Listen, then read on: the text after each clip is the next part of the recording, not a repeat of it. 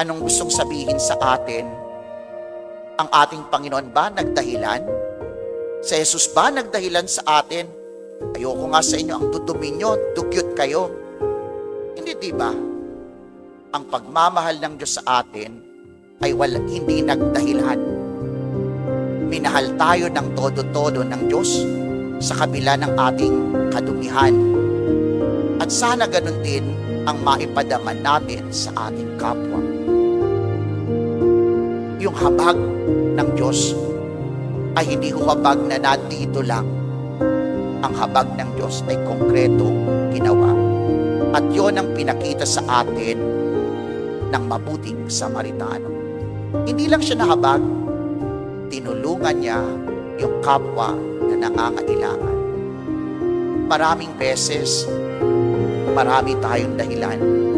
Maraming beses, hindi natin magawang sundin ang mga kautusan kasi hindi swak sa panlasa natin. We have our justifications, we have our reasons. Pero ang hamon sa atin ng mga pagbasa, gusto niyo ba ng buhay na walang hanggan? Ibigin niyo ang Panginoong Diyos ng totoo. Paano? Ibigin niyo ang inyong kapwa kagaya ng inyong sarili.